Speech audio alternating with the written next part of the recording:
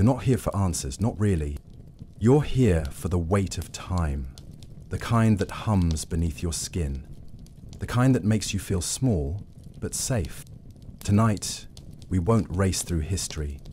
We'll drift through 5 of the greatest unsolved mysteries in human history, slowly, softly, not to solve them, but to feel them. Starting with the people who built perfect cities, then disappeared into dust without a single scream. The dancing plague of 1518. The summer heat in Strasbourg did not descend all at once, but crept in slowly, like a stranger slipping through the city gates with no intention of leaving. By mid-July of 1518, it was everywhere.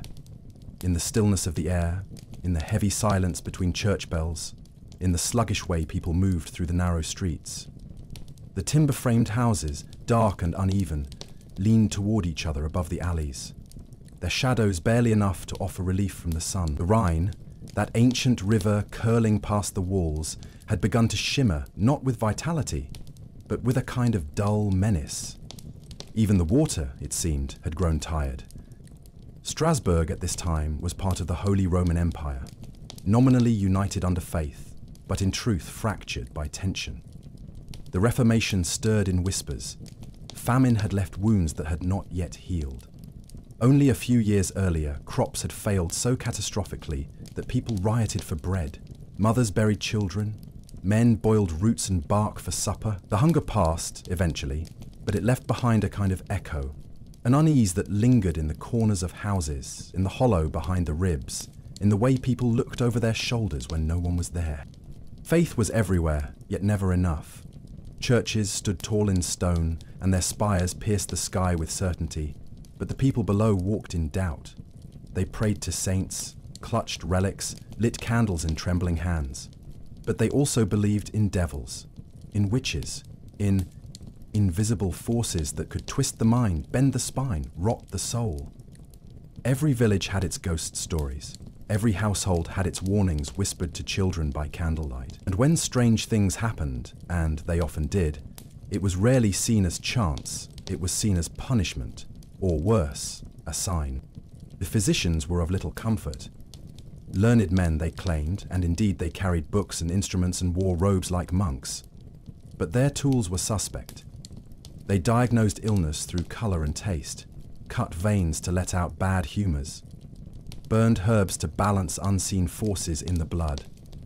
They believed that bodies could boil from within, that minds could catch fire from too much heat, and so when patients trembled or muttered or moved strangely, it was said the blood had been overheated by sin or sorrow or stars. This was the world Frau Troffea inhabited. We know almost nothing about her. Her name appears in records only because of what happened next. She was not noble.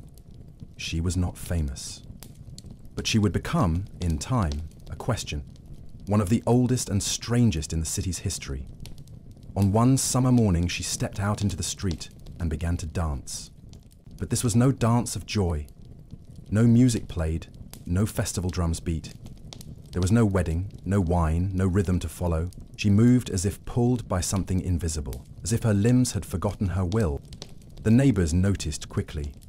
In a city as tightly packed as Strasbourg, very little escaped attention. They watched from windows, from doorways. They whispered and laughed at first. Maybe she had gone mad. Maybe it was a joke. But as the hours dragged on, and the sun moved across the sky and set again behind the cathedral, Frau Troffea was still dancing. Her movements had grown wild, uncoordinated, desperate. Her feet were raw. Her dress clung to her body with sweat. Her eyes looked past everyone, unfocused, as if she were trying to see something far away, just beyond the veil of the world. By the next morning, she had not stopped, and she was not alone. People began to gather, not just to watch, but to move. One by one, others joined her. Not joyfully, not playfully, but with the same haunted look, the same twitching limbs, the same helpless surrender to motion. Within a few days, dozens were dancing. By the end of the week, it was in the hundreds. No one could explain it. The city was paralyzed. Parents clutched children. Merchants closed their shops early. Priests muttered prayers with trembling lips. Some wept. Others crossed themselves and refused to look. It was as though something ancient had been summoned. Something older than the church, older than language. Something that lived in the dark spaces between thoughts. And yet, life went on. Bread was still baked, bells still rang. But in the heart of Strasbourg, something was moving, and no one could stop it.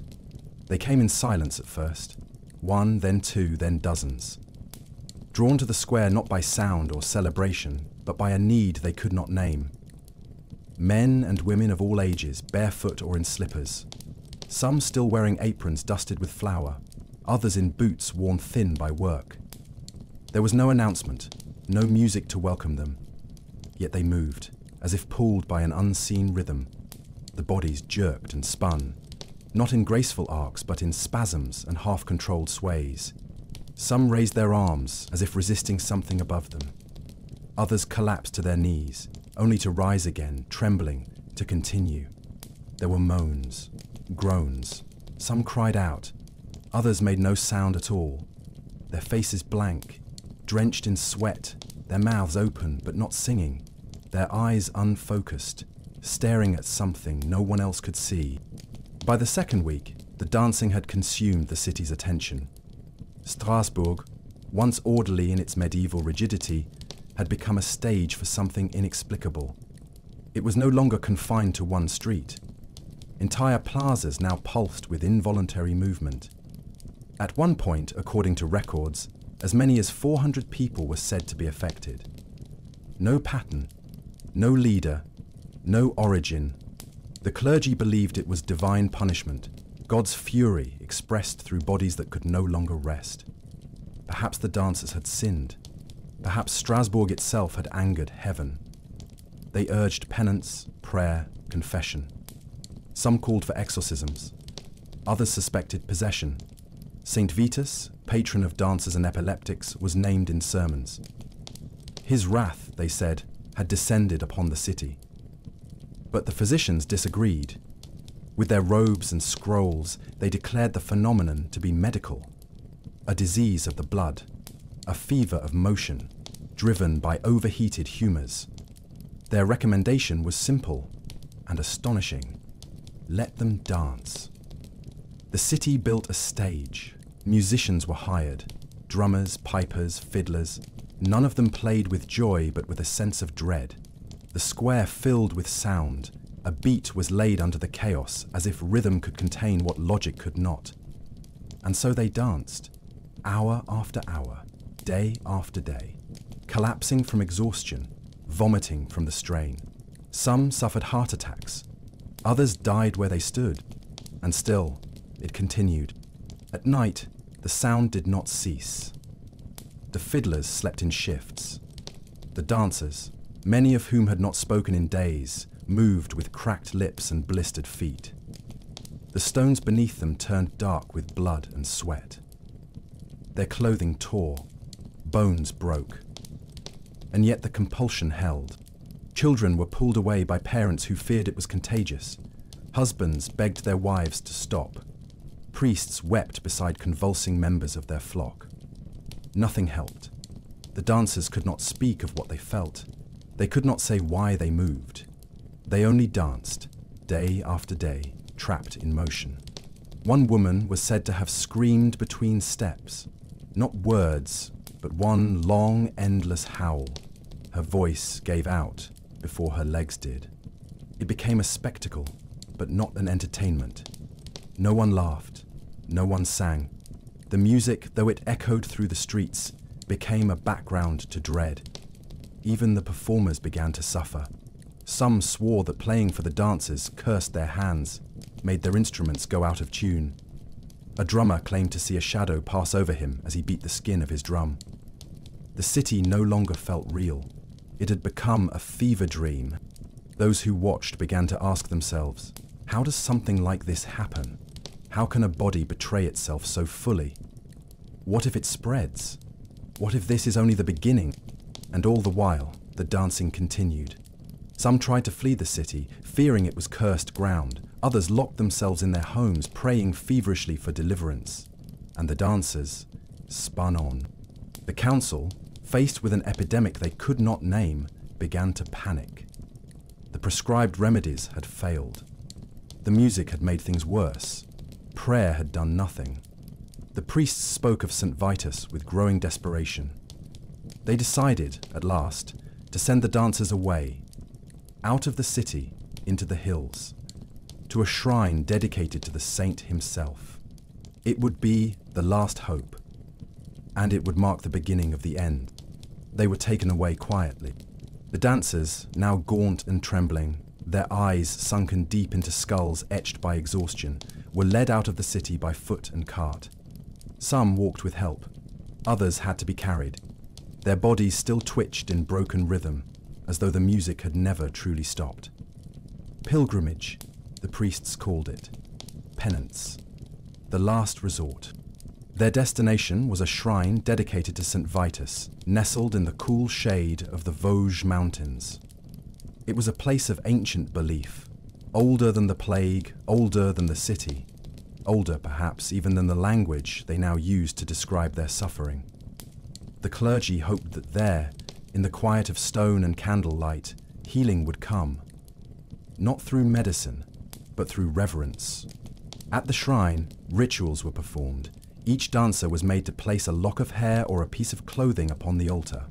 Offerings were given. Masses were read. The priests anointed their foreheads and feet. Some reports say the dancers were given red shoes, anointed with holy oil and tied with ribbons, to walk in as a symbol of surrender to the saint. One by one, the dancing stopped. And then, nothing. No final miracle, no dramatic end. The music stopped. The motion ceased, and Strasbourg returned to itself, quietly, awkwardly, as though the city had woken from a nightmare it could not. But the questions remained. What had happened? Why had it begun? Why had they, and only they, danced? No consensus came. Over the centuries, scholars have proposed theories. One of the oldest is ergotism, caused by ergot fungus growing on rye grain, a natural hallucinogen, similar to LSD. It causes spasms, delirium, convulsions. But it also causes gangrene, blackened limbs, death by poisoning. The Strasbourg dancers lived for weeks, sometimes longer, and they danced in patterns, relentlessly, yes, but with a disturbing coordination. Ergot explains pain, it does not explain choreography. Another theory is mass hysteria, a psychogenic illness spreading through suggestion and stress. Strasbourg had seen famine, plague, displacement. Fear and faith were tangled together in every soul. Perhaps the body became the voice of things no one dared to say aloud. The rhythm, a rebellion against order. The movement, a message from the unconscious. Something is deeply wrong. Others see it as a form of possession or religious trance, comparable to flagellants or spiritual ecstatics of the era. Visions, compulsions, physical release through suffering. In this view, the plague was not medical or psychological, but cultural. It was a language of agony, an attempt to find God through the body when words had failed. Still others believe it was all fabricated, a moral panic, a story told too many times, growing with each retelling, misremembered and misrecorded. But the city records exist. Names, numbers, edicts, payments made to musicians, orders from physicians, writings from the time. The bones of the event are real, even if the flesh has decayed. What makes this mystery endure is not just the strangeness of the event, but how human it feels. The need to move, the fear of losing control, the search for meaning in the unexplainable. Strasbourg became for a moment a mirror of everything we dread and cannot name. And though centuries have passed, we still look into that mirror and ask, what lives in the spaces between thought and motion? What invisible rhythm might live in us all, waiting for the right silence to rise? What happens when the body speaks a truth the mind cannot grasp? In the end, the dancing plague of 1518 left no grand monument, no statues or stained glass windows, just stone streets and fading ink in the margins of history books. But if you ever walk the old roads of Strasbourg, where the timber houses still lean inward and the shadows fall just so, you might feel it. The ghost of a rhythm without music, and the faint memory of a dance no one chose. And if you listen closely, in the early hours before dawn, the stone might whisper it still. The lost colony of Roanoke. The wind along the English coast carried salt and superstition. It swept over dockyards thick with tar and seaweed, over ships with sails like tired lungs, and through the narrow streets of ports, where men spoke of far-off lands with both longing and dread. It was the year 1584, and England was restless. Spain ruled the oceans, its ships returning from the west with impossible treasures: gold, silver, spices, stories of empires broken open and drained. England had no such wealth, but it had ambition. And it had men who knew how to dress ambition in maps and poetry. Sir Walter Raleigh was one of them. Handsome, sharp, and favoured by the Queen, Raleigh imagined a future not built by war alone, but by settlement, by the slow weaving of English presence into the fabric of the unknown. Colonies, he believed, could be England's answer to Spanish conquest. And so, with a royal patent from Elizabeth I, he set his sights westward, across the sea, toward a continent that remained, in the minds of many, as much myth. They called it Virginia, a name chosen as much for its flattery as for its aspiration. Virgin land, untouched, fertile, awaiting the order and elegance of English civilization. Of course, it was not virgin at all. The lands Raleigh's men would soon touch had been home to peoples for thousands of years. Algonquian tribes who knew the forests, the rivers, the soil, and the sky far better than any man from London ever would. But dreams rarely concern themselves with truth. In the spring of 1585, the first English ships arrived off the coast of what is now North Carolina. They found barrier islands tangled in marsh and mist, thick with pine and cicada song. One such island, Roanoke, was chosen as a base. It was small, forested, ringed by shallow waters that turned golden at sunset.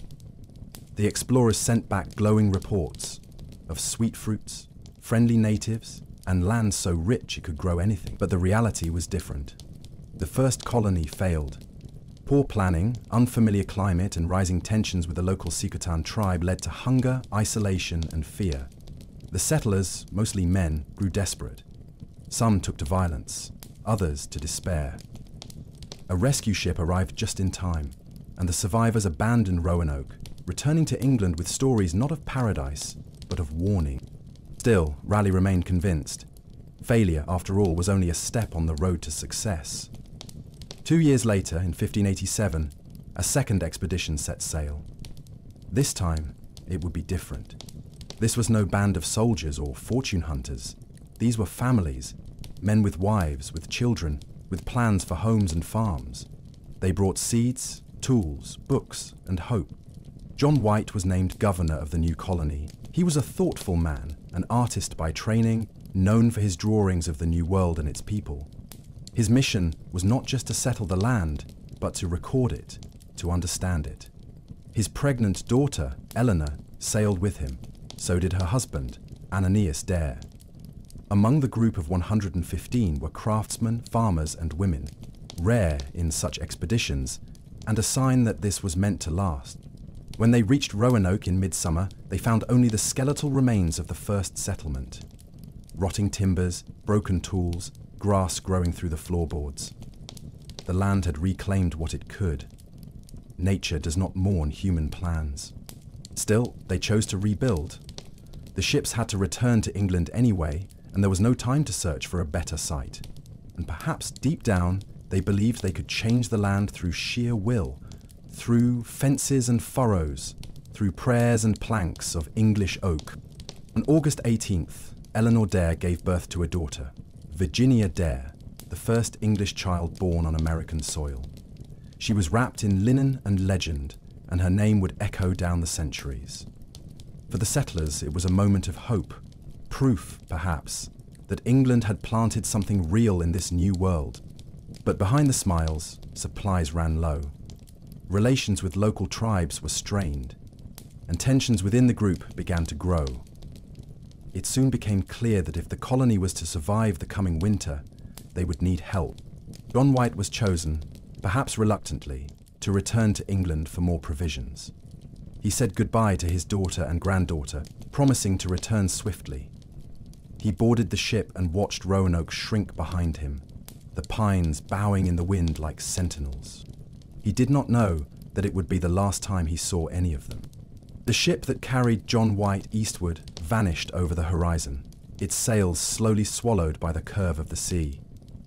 Left behind on Roanoke Island were 115 souls, men, women, and children, all of them English, all of them strangers in a land that did not belong to them.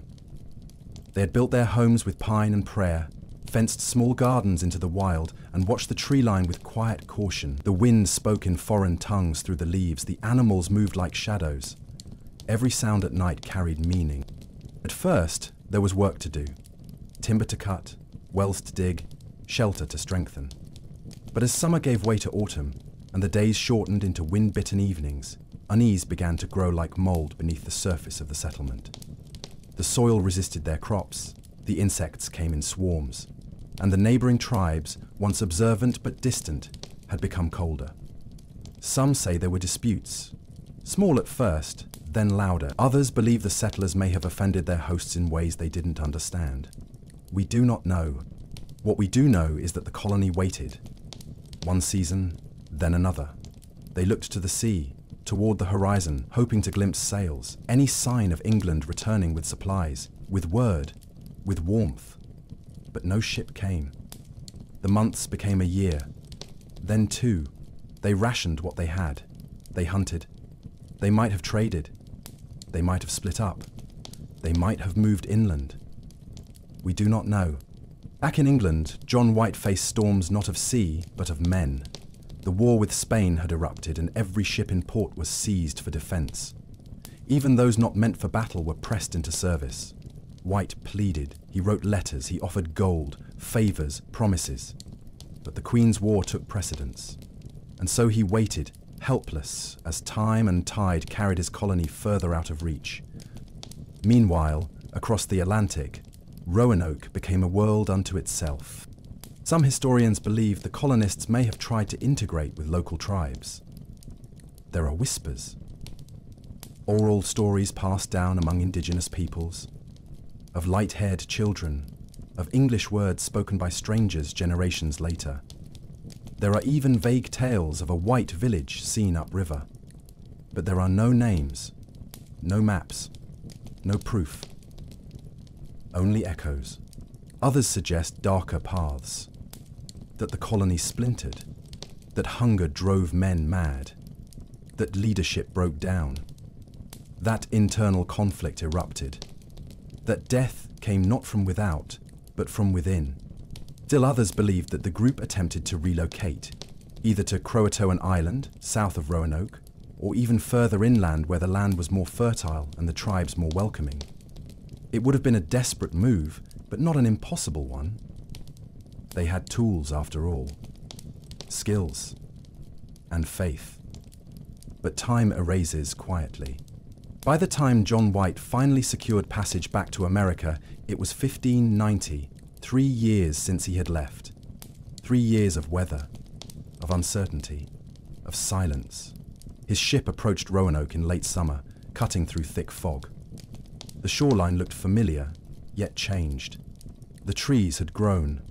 The beach was empty. There were no fires, no flags, no faces watching from the palisades. They rowed ashore in silence. What they found was not ruin, but absence. The settlement was gone. Not burned, not wrecked, simply missing. The houses had been carefully dismantled. No bones, no graves, no signs of violence. The surrounding land had begun to reclaim the earth, vines curling through old fence posts, leaves drifting where footsteps once fell. But one clue remained. Carved into a single wooden post, weathered by sun and storm, was a word. Croatoan. There was no punctuation, No message, no explanation. On a nearby tree, the letters Crow had been carved as well. White took this as a sign. Perhaps his family, his colony, had relocated to Croatoan Island, the home of a friendly tribe they had known. It was a possibility and a hope. But storms drove his ship back to sea before he could search further. He never returned. The word was carved in simple letters, Croatoan, but it echoed through centuries. It was not a message, not a map, not a plea for help or a final confession, just a name, left behind like a breath caught in wood. And then, nothing. No journal, no diary, no bones. John White wanted to search. He begged the captain to take him south, to Croatoan Island. But the weather turned fierce, the sea reared up in warning, and the ship, battered and uncertain, was forced to abandon the coast. They never returned. And so Roanoke, and all who had lived there, slipped into myth. In the years that followed, England turned its gaze elsewhere.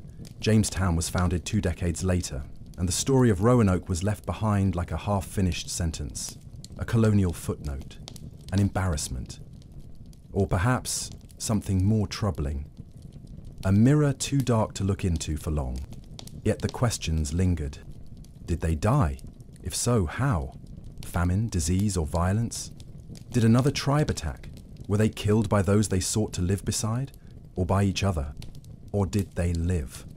Some claim the colonists joined the Croatoan people, that they abandoned the English way of life and melted into the world around them, marrying, adapting, surviving. Reports from later expeditions spoke of grey-eyed natives, of children who spoke broken English, of villages with European-style palisades deep inland. But none of these sightings were confirmed. They remain phantoms in the mist. Other theories are more grim, that the colonists tried to leave but perished in the swamps, that they were taken as slaves, that they were scattered by violence or illness so suddenly that not even a grave was left behind. Modern archaeology has tried to follow the trail, fragments of pottery, a piece of a sword hilt, a small copper ring, scattered, inclusive. Each discovery raises more questions than it answers. The ground keeps its secrets well, and still the mystery endures. What makes Roanoke haunting is not just that people disappeared. Disappearances are common in history. But this was a community, a planned, documented, living colony. It had a name, a governor, a baby born beneath its roofs. And then, emptiness. There was no cry for help, no smoke, no chaos, only a clean absence, a subtraction. Even the word they left, Croatoan, is filled with contradiction. It offers hope. It suggests movement, not death. But it also ends the trail. It is the final word, and the only one. Roanoke has become a story that invites projection. Historians, novelists, scientists, mystics, they all step into the silence and try to fill it. Some with reason, others with dreams. It has been called a tragedy, a mystery, a failure, a prophecy. It has been used to warn, to inspire, to haunt. But perhaps the truest answer is this: they were people, just people. They built homes, cooked meals, buried their dead, laughed, argued, hoped, and when the world closed around them, they did what people always do. Something we can no longer see. Their story remains unfinished, not because it was erased, but because it ended in a language we can no longer read. A language of silence, of leaves grown thick over time, of waves that carried memory out to sea. So if you ever walk a quiet forest near the Carolina coast, and the trees sway without wind, and the birds go silent for no reason at all, you might feel them. Not as ghosts, not as warnings, but as a question, still waiting for its answer. The Etruscans. There are peoples in history who built empires of stone, who carved their names into the world so deeply that they echo through millennia. And then there are the others, The ones who left behind cities, roads, rituals, but no voice. The ones we sense rather than understand. The ones whose names we speak like a question. The Etruscans were such a people. Before Rome rose with its iron grip and eagle banners, before Latin rang through the hills of Italy, the Etruscans ruled. They lived in the land the Romans would one day call Tulcia, now Tuscany, Umbria and northern Lazio. A patchwork of city-states, they thrived between rivers and ridges, building temples to gods whose names are now half lost to time. They spoke a language unlike any other in the region. They buried their dead with ceremony and style. They adorned their lives with bronze and gold and wine. And then they vanished. Not in war, not in fire, but in absorption, in silence, in forgetting. No one is quite sure where they came from. Ancient historians offered theories, but they conflict. Herodotus believed they came by sea, from Lydia in Asia Minor, fleeing famine. Others claimed they had always been there, children of the soil, older than Greece, older than memory. The truth remains elusive. We call them Etruscans, but that is not what they called themselves. Their own name, Rasenna, appears only a few times in their fragmented writing. Their alphabet is known, based loosely on Greek characters, and yet their words slide away from meaning. Thousands of inscriptions have been found, on tombs, on mirrors, on urns, but they remain stubborn. Familiar letters, unfamiliar syntax. A language we can read but rarely understand. It is as if they are whispering to us from behind a wall we cannot see through. Their art, though, speaks. Frescoes painted inside tombs show banquets with reclining men and women, dancers in motion, musicians with curved lyres, games and processions, leopards prowling near the ceiling. Life and death were not opposites to the Etruscans, but neighbors. Tombs were not merely graves, but houses for the dead. Painted, furnished, filled with echoes. And yet, the deeper we look, the less we know. The Etruscans had gods, but their names shift across time and space. They practiced divination by reading lightning or the livers of sacrificed animals. They believed the universe was divided into sectors, each watched over by a power. Priests held curved staffs and wore conical hats. Their rituals influenced Rome, but not even the Romans remembered why they did them. That is the pattern, presence without clarity. Archaeologists find cities beneath modern towns, Veii, Tarquinia, Clusium. Underground chambers, elaborate plumbing, bronze statues with eyes inlaid with ivory, jewellery of astonishing craftsmanship, gold crowns, ivory combs, engraved mirrors showing myths we do not know.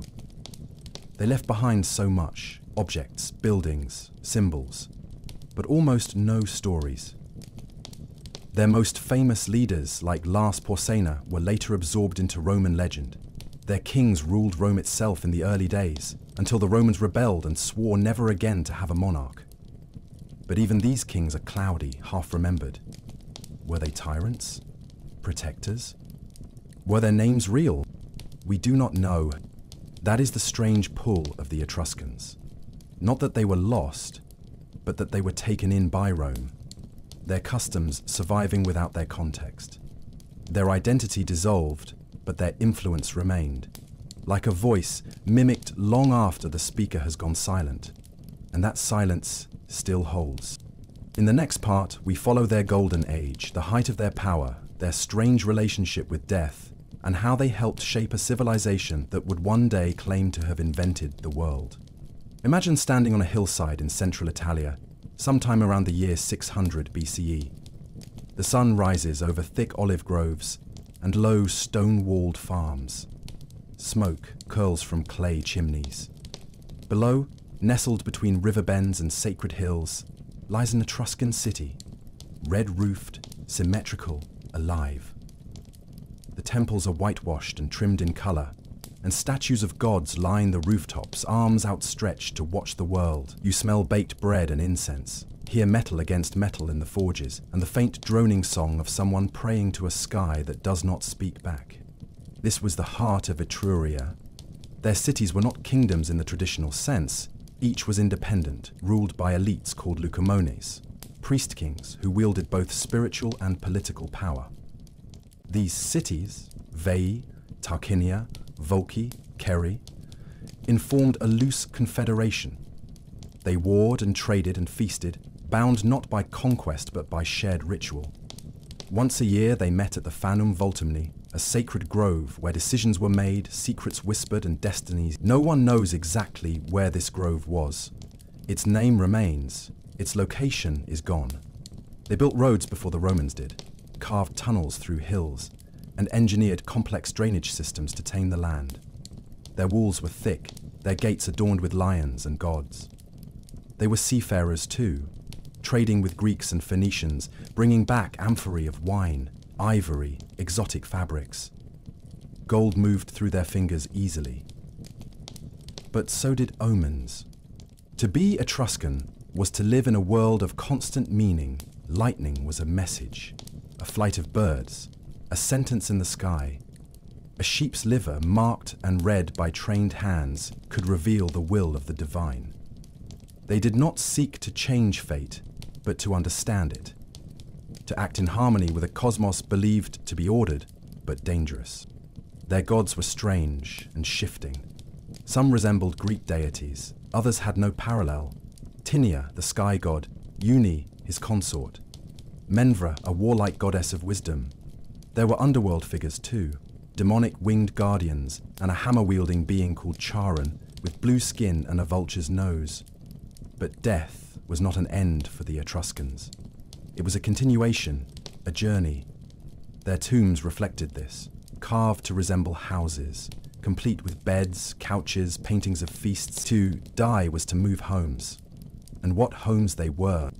We know the Etruscans best through their dead. While their cities were built in timber and earth, many of their tombs were carved in stone. Entire necropolises stretch beneath the hills, honeycombed with chambers and stairways.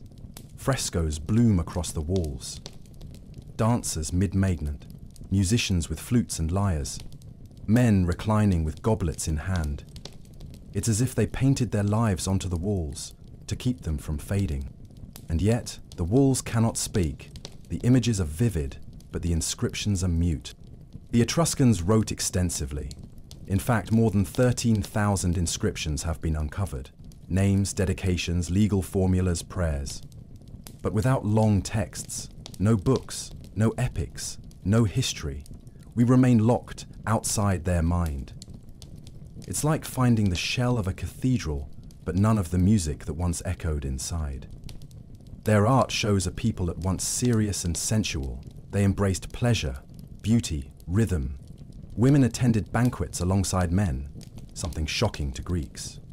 They wore elaborate jewelry, combed their hair with bone and gold, and carried mirrors engraved with images from myths we no longer understand. They buried lovers together. They left behind games, tools, cosmetics, armor. This was a civilization at its peak. And yet, even at their height, the shadow of Rome was growing. Rome was once Etruscan, at least in its early bones. The last kings of Rome were Etruscan monarchs: Tarquinius Priscus, Servius Tullius, and the infamous Tarquinius Superbus, whose tyranny would lead to the founding of the Republic. Roman rituals, the toga, the triumph, the curved scepter, even gladiator games, can all be traced to Etruscan roots. But the student would soon surpass the teacher. By the 5th century BCE, the balance shifted. Rome pushed north. One by one, the Etruscan city-states fell, not always by war, sometimes by assimilation. They were not obliterated. They were absorbed, taken in. Their temples were rededicated. Their language, still spoken for generations, was slowly replaced by Latin. Their names lingered in stone, but not in stories. No last stand, no dramatic collapse, just a long exhale. By the time the Roman Empire reached its peak, the Etruscans were no longer a people, but a memory, misunderstood, half-remembered, buried. And yet, they left clues, threads, shadows on the wall. It is strange how silence can be louder than sound. By the time Augustus became emperor of Rome, the Etruscans had already faded into the folds of history. Not wiped away, not conquered in flame, but diluted, like ink spilled in water. Their cities were still there, their roads were still used, some of their temples still stood, repurposed for new gods with Latin names. But the people who built them no longer called themselves Rasenna. They no longer spoke their language aloud. Even the Romans seemed unsure of who the Etruscans had been. They respected them, feared them, and borrowed from them. But they also dismissed them. Roman authors described them as secretive, obsessed with omens and rituals. They joked about their strange funeral games and their love of luxury. And yet, they continued to use Etruscan augurs to read the skies. They passed laws based on Etruscan customs. Even Rome's founding myths, Romulus, the augury, the sacred boundary line, echo with Etruscan rhythm. The paradox is striking. Rome buried Etruria beneath its empire, even as it stood on Etruscan bones. And for centuries, no one thought to dig them up. In the Middle Ages, Etruscan tombs were forgotten, sealed beneath vineyards and monasteries. The inscriptions meant nothing. The artifacts were curious but not revered. It wasn't until the Renaissance that interest stirred again. Artists and scholars stumbling across painted chambers, bronze mirrors, carved sarcophagi. But the meanings were gone. Only beauty remained. In the modern age, archaeology tried to listen. Tombs were excavated in Cerveteri, Tarquinia, Vulci. Thousands of grave goods emerged. Jewelry, weapons, toys. Pottery with scenes no one could quite interpret. A bronze liver from Piacenza, covered in inscriptions used to train priests in haruspicy. Gold tablets inscribed with the same phrase again and again in a tongue still not fully cracked. We know the grammar, we know many of the words, but we don't know the stories. There is no Etruscan Homer, no Etruscan Plato, no long myth preserved on scrolls, just short phrases, names, dedications. This is the cup of Lath, sacred to Uni. Here lies Avle. It's like walking into a library where all the books have burned, but the bookmarks remain. And still, the whisper persists. In 1964, deep in the hills near Bolsena, a long stone tomb was opened. Inside were dozens of niches, each carved for a person long vanished. The air was thick with centuries. On the wall, an inscription, Lath Kjol, priest of Tinia.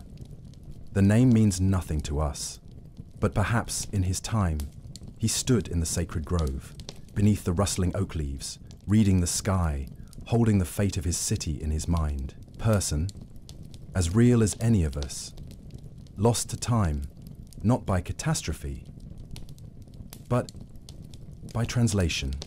We remember the Greeks because they wrote, we remember the Romans because they ruled. The Etruscans, despite all they built, all they shaped, left behind a different kind of legacy. Untranslatable presence. And that perhaps is what makes them so haunting. Not that they disappeared, but that they still almost exist. Their rituals live on in Catholic processions. Their symbols echo in Roman architecture. Their cities lie beneath modern towns. Orvieto, Perugia, Tarquinia, still holding their breath. We walk above them without knowing, and when we try to look back, to understand, we find ourselves standing at the edge of a vast room with no lights, no sound, only outlines. We reach for them, and our fingers touch dust, carved stone, worn bronze, but never the voice itself. So perhaps the mystery of the Etruscans is not one of disappearance, but of distance. Not what happened to them, but why can't we hear them? Perhaps we are not yet listening the right way. And perhaps some mysteries are not meant to be solved, but only remembered, in quiet, in wonder, in sleep. The Sea Peoples.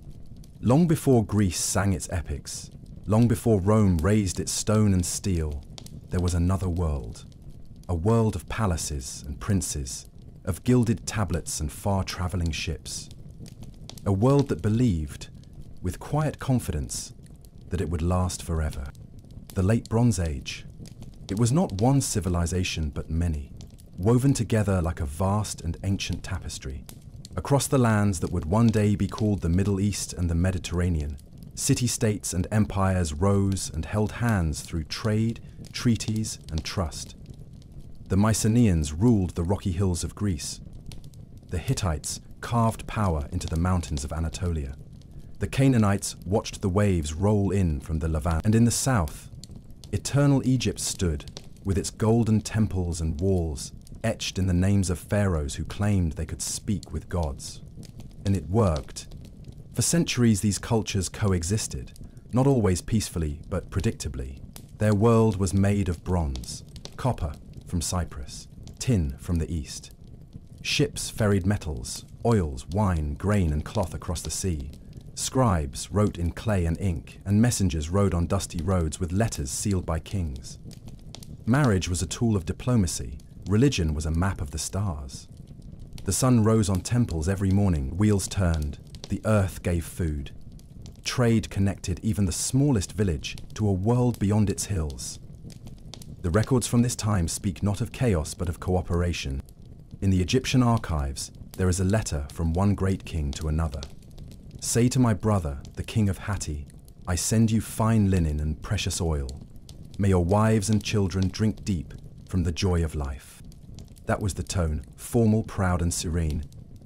And yet, history is a poor listener when the warning signs whisper. There were tremors beneath the surface, crops failed in some years, minor wars flared in others, earthquakes shook cities built on fault lines.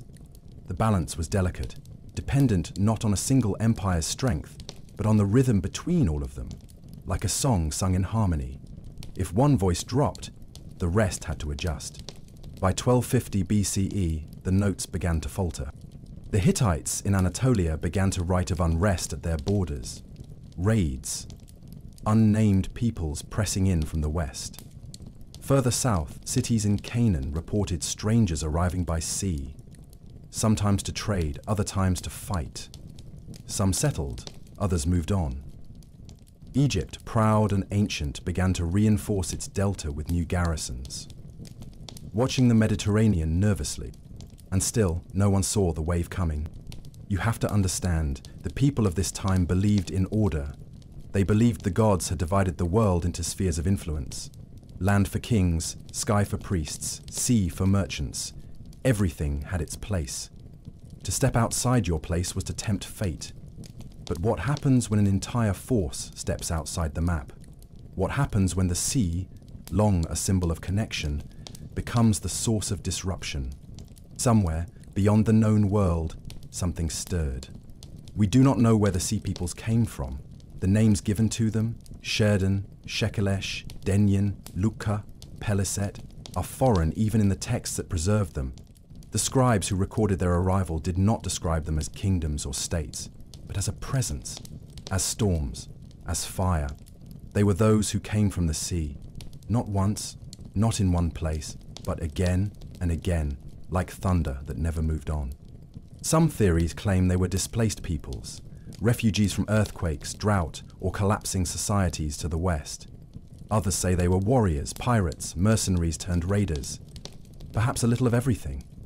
1,000 ships, each with its own reason, each sailing toward the same broken promise, that there was something worth taking beyond the waves. By 1200 BCE, the balance shattered. One after another, the cities fell. Ugarit, on the Syrian coast, was a jewel of trade, connected to Egypt, the Hittites, Cyprus. One day, its scribes received a message from a nearby ally. The enemy is near. They are burning everything. Come quickly. But help never came. When archaeologists dug up the ruins, they found clay tablets still in the kiln, letters half-baked by the fire that consumed the city. The Hittite Empire, mighty and disciplined, vanished from the map entirely. Cities like Hattusa were destroyed not by siege engines or civil war, but by something else. Something sudden. Their temples collapsed.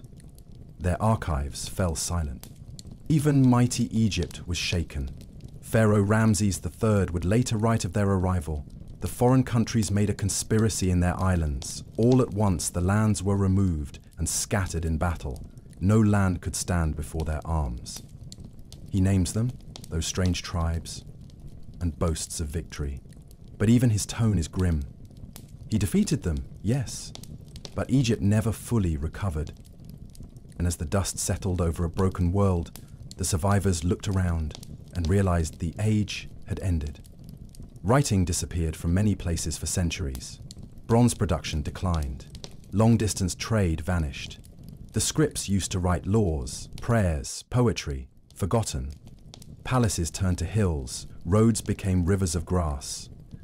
Generations passed before the Mediterranean would rebuild, all because of the Sea Peoples remain unnamed, unexplained, a hole in the center of a great civilization. Who were they? Why did they come?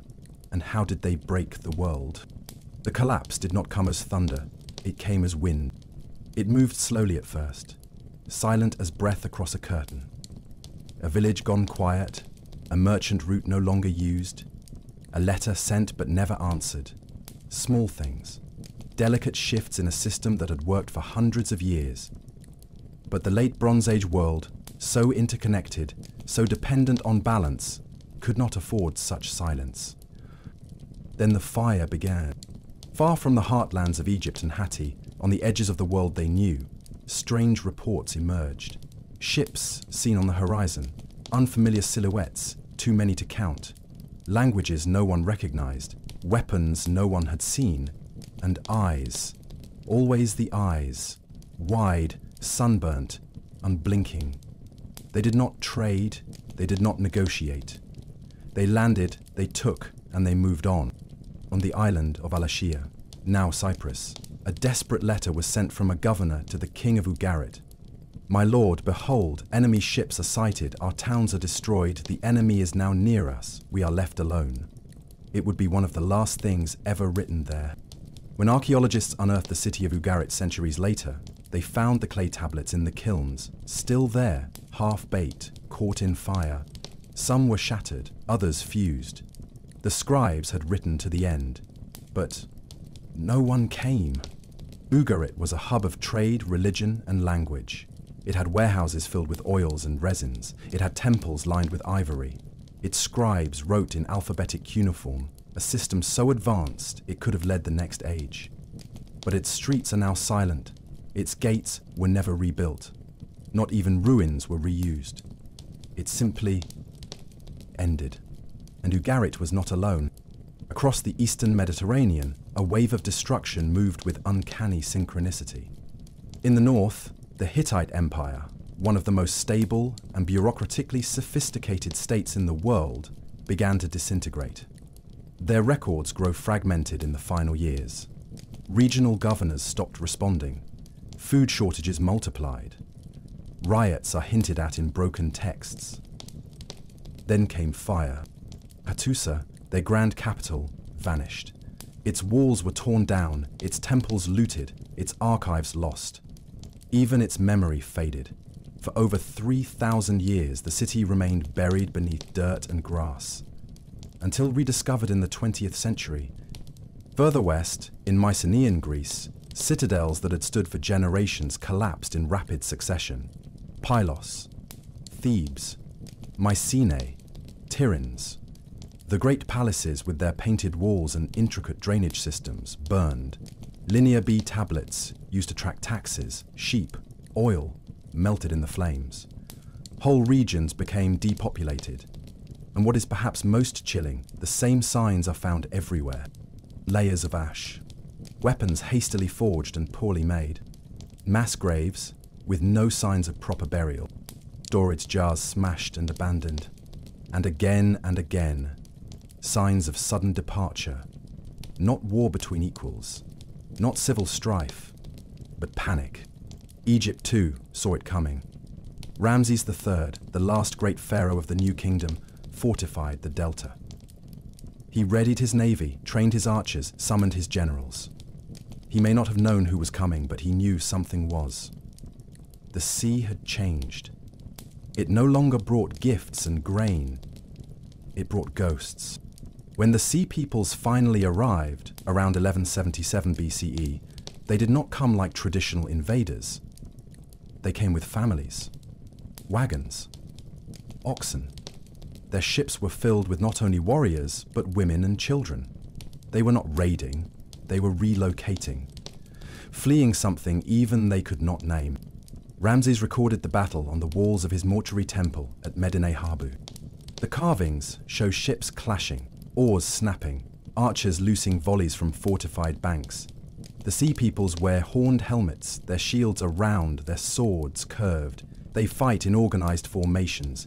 This was not a disorganized horde. This was something else. Something new. The foreign lands made a conspiracy in their islands, Ramses wrote. At once the lands were on the move. No land could stand before their arms. They came by sea in warships, but I stood against them. He won, at least. That's what the stone says. But the world around him had changed. Trade routes dried up. Egypt's economy withered. The temples grew poorer, tombs shrank. Within decades, the country was fractured. The gods still spoke, but the empire no longer listened. And the Sea Peoples? They scattered. Some settled in the ruins, the Peliset, possibly the Philistines. Established cities along the coast of Canaan, Gaza, Ashkelon, Ashdod. Their pottery changed the region. Their names entered the Hebrew Bible. Others faded into the hills, into new names, or into the sand. The Shurden may have ended up in Sardinia. The Luca possibly merged with local tribes in southwestern Anatolia. The Denian, perhaps part of the shadow from which the Danaans of Homer would later emerge. But nothing is certain. The people who broke the Bronze Age left no records of their own, no language, no monument, no epic, only wreckage and whispers. Historians have wrestled with the scale of the collapse. What could cause so many powerful systems to fail at once? Some blame climate change, droughts that lasted decades. Others speak of a chain reaction, famine, migration, rebellion. The fall of one power created vacuum for another. Others still propose earthquakes, real ones, mapped in fault lines that shattered stone cities in hours. But no single answer explains everything. The Sea Peoples were not just a cause, they were a sign, a symptom, a force moving through a world already breaking. And that's what makes them so haunting. They didn't come to conquer the old world. They came to bury it. What do we call people we cannot find? What do we make of those who shaped history without ever writing it down? The Sea Peoples have no homeland on the map, no alphabet to decode, no graves we can name. And yet, we know they were real, because something happened. Something so vast, so total, that it left the entire Eastern Mediterranean on its knees. After the fires died out, after the cities were reduced to husks and the trade routes turned to dust, the survivors began to rebuild. But the world they emerged into was not the same. Writing had disappeared in most places. Bronze, once the lifeblood of war and craft, was scarce. Populations had collapsed. Languages changed. Old gods were forgotten, and the stories that once bound empires were replaced with silence. In Greece, the Mycenaean palaces never rose again. Their writing, Linear B, vanished, not to be rediscovered for over 1,000 years. In Anatolia, the great Hittite halls crumbled, their tablets shattered. In Canaan, cities were smaller, walls lower, and Egypt, though victorious, never fully recovered. It would never again command the world as it once had. But the Sea Peoples? They disappeared almost as quickly as they had come. Some were absorbed. The Peliset, whose name resembles the later Philistines, built 5 cities along the southern Levantine coast. They introduced new pottery styles, new weapons, and new myths. Their presence is echoed faintly in biblical texts, described as warriors, coastal people, enemies of the Israelites. But this is not proof, only reflection. The Shurden, mentioned in Egyptian inscriptions, may have gone west, perhaps to Sardinia, where Nuragic towers still stand without known builders. Some link the Shekelesh to Sicily. The The Denyen are sometimes tied to the Greeks. Maybe the Danaans of Homer's Iliad, or maybe not. These are guesses, wrapped in poetry. There are no sea people skeletons we can name, no settlements we can confirm as theirs, only trails that begin mid-sentence. And so historians argue. Some see them as the spark, foreign raiders who brought down a delicate system like wolves among sheep. Others see them as the flame, one piece of a greater collapse already in motion. Still others argue they were not people in the sense of one group, but many. Waves of migrants, pirates, warriors, climate refugees, tribes and families displaced by drought, famine, disaster. Perhaps the most unsettling theory of all is this, that the sea peoples were not outsiders, but insiders. That they were the Bronze Age. Its merchants, its mercenaries, its peasants and sailors, turned restless. That the collapse was not an invasion, but a mutation. People who once worked together began to fight. Allies became enemies. Cities became targets. Systems became burdens. And history, with all its scrolls and scribes, had no words for what came next. Because how do you record the end of your own story? What we have are ruins. Words carved by those who survived. Ramses, a governor from Ugarit, a handful of clay tablets burned in ancient fires. They name the sea peoples with dread, but never explain them. We know what they did, but not who they were, and that silence has made them into myth. In modern times, the sea peoples have become a mirror, a mystery that reflects what we fear: collapse without warning, migration without mercy. A world that seems permanent, undone in a generation.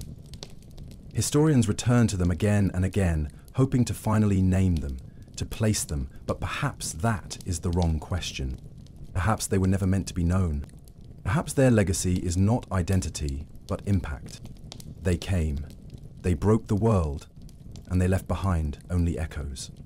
And in those echoes, we find ourselves listening, not for names, not for answers, but for the sound of what it feels like when an entire age ends.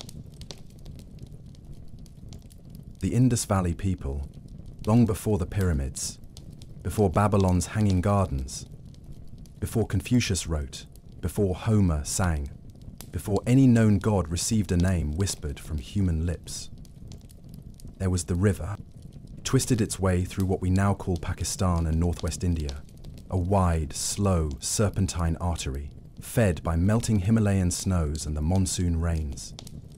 It carved a path through plains rich in silt, where the wind was soft and the horizon endless. The people who gathered along its banks thousands of years ago, around 3300 BCE, did not come with conquest in mind. They came to build, and build they did. We call them the Indus Valley Civilization, though no one knows what they called themselves. Some call them the Harappans, named after the first city discovered. Others speak of the Sarasvati Sindhu people, drawing from Vedic mythology and old riverbeds now dry. But they left no long texts, no king lists, no grand inscriptions declaring victory or lineage. Only bricks, seals, docks, streets. What emerged along the Indus and its tributaries was not just a culture, but a system. A quiet, advanced, sophisticated web of cities, unlike anything else the ancient world had seen.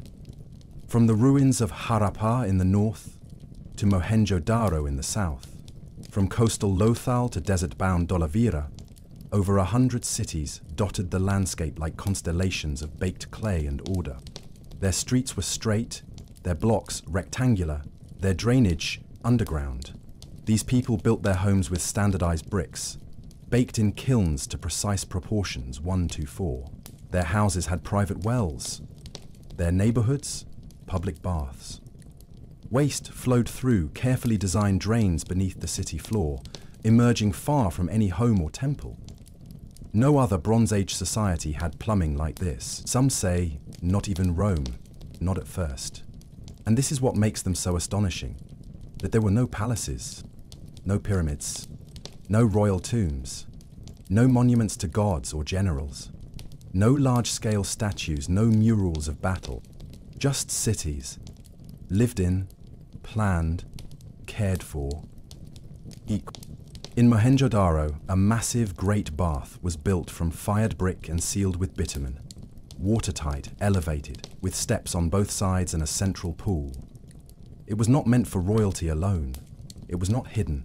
It sat at the heart of the city, open, inviting. A place of ritual, purification, civic gathering. We do not know. But we do know this. It was shared. And the silence continues. We find seals, thousands of them. Small, square, etched with exquisite detail. Some show animals, bulls, elephants, crocodiles, birds, fish. Some show a mysterious unicorn, a stylized horned beast unlike anything living. Alongside these images, short inscriptions, 4 to 12 characters, carved with steady hands into soft stone. A script, but no one has yet read it. It is not like Sumerian cuneiform, not like Egyptian hieroglyphs. It has no clear relation to any known language family. It might not even be a language in the way we expect.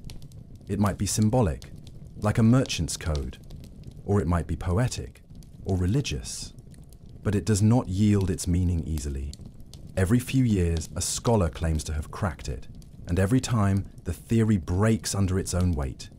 We are left again with these beautiful, indecipherable marks. As if the Indus people were speaking through a wall we cannot break, and yet they were not isolated.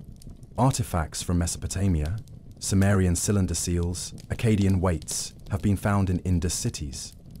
In turn, Indus seals have been found in ancient Ur near the Persian Gulf. There was trade, there was contact. The Indus Valley people were part of a global Bronze Age network. But they didn't imitate. Their cities were their own, their style unique. They worked in copper, faience, shell, agate and lapis lazuli. They made ornaments, figurines, amulets. A tiny bronze dancer, found in Mohenjo-Daro, stands with one hand on her hip, her body curved, her face proud. She is only 10 centimeters tall, but holds 5,000 years of human confidence in her pose. They made toys, carts with wheels, spinning tops, animal figurines, miniature wells and ladders carved for children. This was not just a world of survival, it was one of imagination. But for all this richness, there is something missing. No swords, no spears, no fortified castles, no evidence of empire or military hierarchy. Perhaps they had weapons of wood or reed, unpreserved by time. But the archaeological record shows no standing armies, no massive fortresses, no violent burials. It's as if they built the first great urban civilization not through war, but through cooperation. How? How did they govern themselves? Was there a council, a priesthood? Were cities ruled independently or under a federation? We find no kings, no queens, no central ruling class we can point to, just scale, order, consensus written in clay. And then, after nearly 700 years of flowering, it began to fade. And not suddenly, not with a bang, but with an erosion. Around 1900 BCE, the bricks began to change, from finely baked to sun-dried. The streets became less aligned, drainage systems clogged. People began to leave the great cities. The seals stopped appearing. The script vanished. By 1300 BCE, the cities were quiet. Why? We don't know, not with certainty. Some say the climate changed, that the monsoon weakened or the rivers dried up. Others point to tectonic shifts, earthquakes that altered the course of the Sarasvati or Gagahakra rivers. Perhaps the Indus itself shifted, abandoning the cities that relied on its seasonal flood. Still others propose overuse of land, soil exhausted, forests cut, balance lost. Or perhaps it was a slow social unraveling, a long forgetting. Whatever the cause, the Indus Valley people left without a trace of anger, no signs of conquest, no massive fires, No mass graves, just absence. They had built cities that breathed and then allowed them to sleep. Civilizations are usually remembered by their wars. The Indus Valley is remembered by its silence. When their cities fell quiet, they did so without spectacle. No flaming rooftops, no toppled statues, no exiled kings or carved laments, just a long, slow fading. And somewhere in that silence, the river shifted. Not all at once, not like a flood, but as a drift, a gradual betrayal of geography. For a civilization that lived by water, this was death by 1,000 absences. The Indus Valley Civilization had always been shaped by its rivers. The Indus itself, of course, vast, seasonal, ancient. But also the Sarasvati, or what we now sometimes call the Ghaggar-Hakra. This was not a single river, but a ghostly watercourse that once flowed parallel to the Indus, fed by glacier melt and monsoon rain. Along its banks, many of the earliest Harappan settlements had sprung up. In Vedic hymns, the Sarasvati is called the greatest of rivers, a goddess of learning, purity, and memory. Today, that river is dry. Its channel cuts through desert, visible only from satellites or ancient sediment cores. It is as if the land still remembers the shape of something the sky has forgotten. Climate scientists now believe that the weakening of the Indian monsoon around 2100 BCE may have started the unraveling. The rains no longer came with the same rhythm. The floods that once brought life began to arrive late, or not at all. Harvests shrank, wells dried, rivers receded. And when rivers move, cities die. But the people did not vanish overnight. Archaeological layers tell us that the cities of the mature Harappan period, like Mohenjo-daro, Harappa, Dholavira, slowly lost their sharpness. Streets became uneven. Drainage systems were no longer maintained. The once sandal bricks changed in size and quality. The script disappeared from seals. Long-distance trade declined, but people adapted. They moved east, into the Ganges Valley. They formed smaller, rural communities.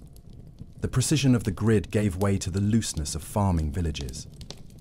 The bronze tools gave way to iron. The great baths emptied. The cities crumbled back into the dust they came from. This is what's so strange. Unlike Egypt or Mesopotamia, where writing continued uninterrupted for millennia, the Indus script vanishes completely. Not transformed, not simplified, gone. No hybrid, no bilingual clues. The voice of the Harappans goes quiet and stays quiet. What happened to their language? We don't know. Some scholars suggest it evolved into the early Dravidian tongues spoken in southern India today. Others believe it may be linked to the now lost languages of early Eastern cultures. But without texts, it remains speculation. A script without a key. A whisper behind glass. Even more curious is how the Vedic culture appeared not long after the Harappan collapse, associated with Indo-Aryan language, fire rituals, and oral hymns that would become the Rig Veda. Some propose a cultural overlap. Others argue for migration, new peoples moving in from Central Asia. The truth is buried under centuries of debate, politics, and deep time. What we do know is this. By the time the Vedas were composed, around 1500 BCE, the cities of the Indus Valley were already ruins, forgotten, unnamed, absorbed by fields and wind. The people who had mastered water now lived under skies that gave none. But the ruins remained. They waited in the soil until chance uncovered them. In the 1820s, British engineers working for the East India Company stumbled upon ancient bricks while building railways near Harappa. They didn't understand what they had found.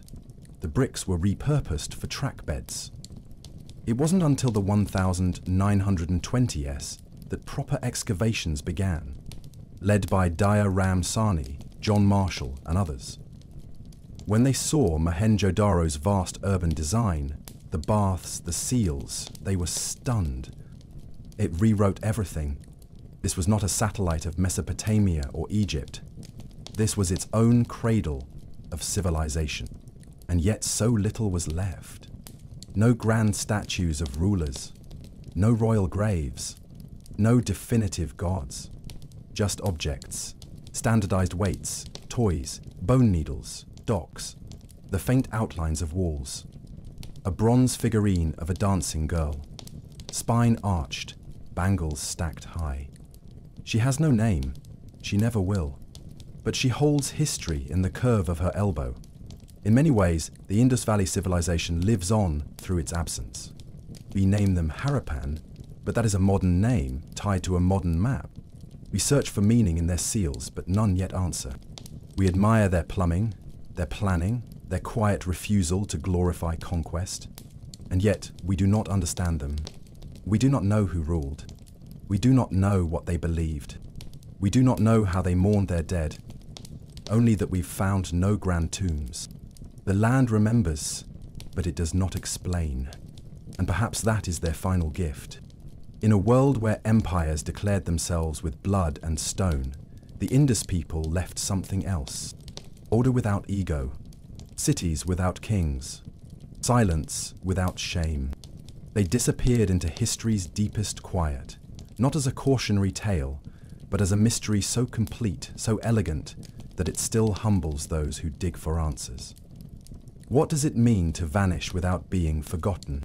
What happens to a civilization when it leaves behind no kings, no epics, no triumphs, but still refuses to be erased? This is the paradox of the Indus Valley. Unlike Rome, which inscribed its victories in marble, unlike Egypt, which painted its gods into the heavens, unlike Babylon, which etched laws into stone, the Harappans built no legacy of words. And yet they are remembered, not because of what they said, but because of what they did, and how they did it. They were one of the most advanced societies of the ancient world, not by domination, not by divine right, but by design. Across thousands of kilometers, from the base of the Himalayas to the Arabian Sea, they built cities with the same geometry, the same bricks, the same quiet elegance. They standardized their systems without hierarchy. They engineered flowing water before the world knew aqueducts. They developed weights, trade, and irrigation without leaving behind a single written instruction. And this is what puzzles us most, because history likes noise. It likes stories with conflict, with kings and crowns and wars and dates. But the Harappans gave us none of that. No glorified ruler, no records of battle, no temple to a god with 100 arms, no tombs meant to last forever. Instead, they left order, repetition, stillness. Imagine walking through the ruins of Mohenjo-Daro at dawn. The sun rises over broken brick. The dust is soft, the air still. The outlines of homes are still visible. Walls waist-high, rooms square, doors narrow. You walk along the main street. It's wide enough for 2 ox carts to pass. At intervals, you see drains, small wells, raised platforms, perhaps for merchants.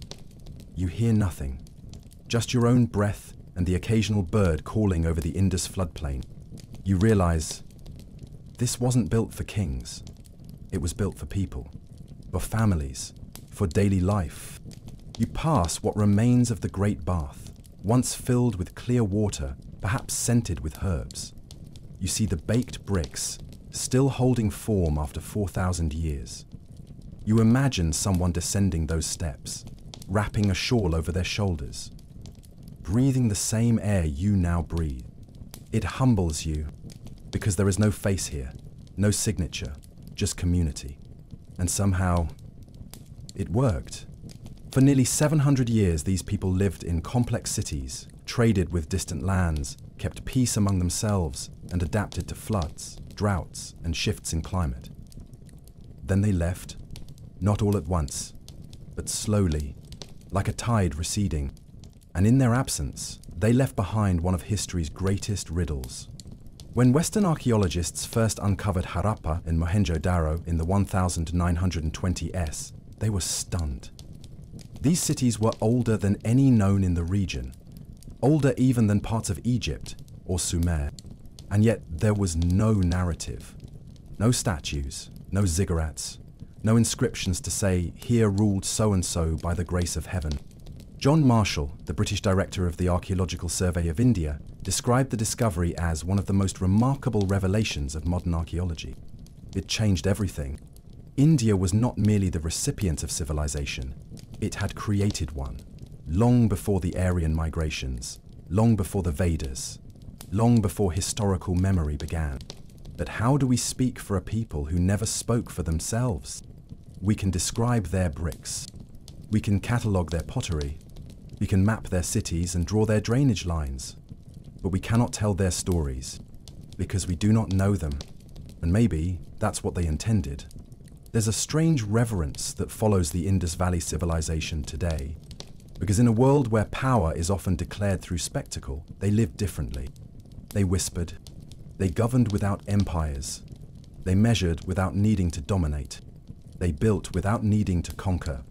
Some modern historians argue that this civilization might have been the most egalitarian in the ancient world, that its uniformity was not a sign of oppression, but of cooperation, that the absence of elite burials and royal monuments means the power was shared, not hoarded. Imagine a society of engineers, traders, farmers, potters, and artisans, all bound together not by one god or one king, but by a shared rhythm of life. A shared understanding that civilization isn't something you impose, it's something you live. And perhaps that's why they are so hard to define, because they don't fit the mold. They didn't leave behind a mythology that demands to be worshipped. They left behind systems, ideas, structures that still inspire awe, because they did not scream for attention, they just endured. Even now, the bricks of Mohenjo-Daro are studied by architects, their sewage systems are taught in civil engineering classes, their city planning remains a model of sustainability. They may have lived without kings, but not without wisdom. And perhaps the final mystery is not why they vanished, but how they lasted so long, without war, without empire, without forgetting that people, ordinary people, were the center of it all. In a world that constantly chases loudness, the Indus Valley Civilization remains the quietest miracle we have ever found.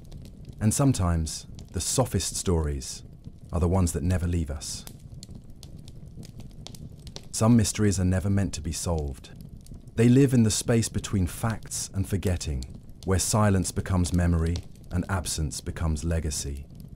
You've just traveled through 5 of humanity's greatest mysteries, not in search of answers, but in search of stillness. If you'd like to keep drifting through forgotten time, subscribe. This is just one chapter. There are hundreds more, waiting in the quiet. And if you made it this far, maybe the mystery is that you're still awake.